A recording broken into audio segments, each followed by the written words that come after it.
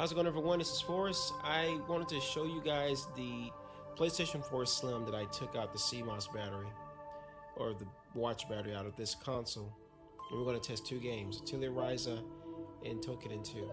Atelier Ryza, I have yet to get any trophies in the game. It is offline.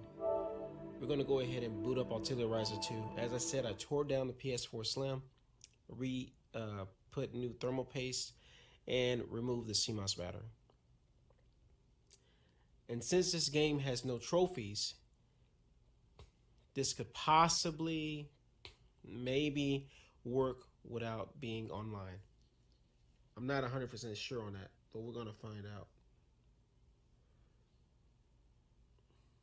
I mean, not online. I meant to say it should work. Maybe the game will work without having any trophies so far, as I have yet to get trophies for the game.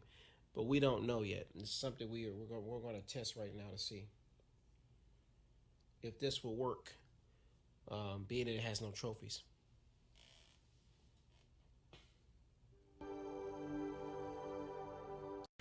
So the video you're going to see is going to pretty much show proof of an issue with the PS4 with this CMOS battery.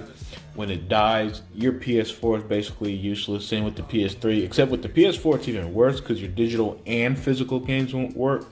With the PS3 it's just digital. But damn, man, damn, this shit is wild, isn't it? Now Xbox consoles don't have a CMOS battery because, from my understanding, it's some form of protection, anti-cheat protection for the trophies. But still, the fact that your console, these PlayStation consoles continue to basically be useless, and I'm very confident the case is this is a situation with the PS5 as well. They're just not ready to report it. You know that you know this is definitely something that is not right. It's not going to sit right, but I don't know if it's going to make the rounds like it should. You know, this feels like some Microsoft 2013 shit that people were all up in arms about. But as my brother Hebot said, you know, the PS3 had DRM before, you know, any of the Xbox shenanigans went down last generation, right? So it's kind of crazy just to see how more and more things play out. It's similar to how there is a similar report about the PS5 controller having a 417-hour lifespan. You know, after 417 hours of use, the damn thing is useless and you got to buy a new one. Stuff like this is what makes me believe planned obsolescence is a real phenomenon.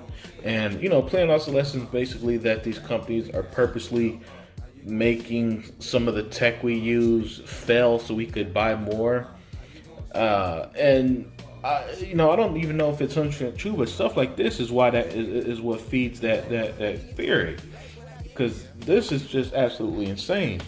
And as you see in the video, the guy, he removed the battery, and the games don't work. Now, he tried multiple games, but I'm not trying to draw out the video too long, so I only showed about a minute of his work, right? And this is just more and more proof of the importance of game preservation. And you know, these companies, they fucking hate emulators and all this other stuff and pirating, but if people keep losing access to their game, they're going to find new ways to access it. And yet, you know, and PC has their DRM, Xbox has their DRM, but that'll be fine if there's protections. The problem is with your PS4, there's no protection for it. Once this stuff is gone, you're done. And PlayStation doesn't have nearly the backwards compatibility that Xbox does. And since they never put in the same effort Xbox did, that's why their backwards compatibility program is lacking and compared to Xbox. So So yeah, I just wanted to point this out. I found this another slippery slope in the for Sony, because as for some reason in life, when it rains it pours, man. We all been through it where it just felt like bad thing happened one after one. Except for people, it's usually just, unfortunate circumstances or bad decision making. For Sony, this was just bound to happen.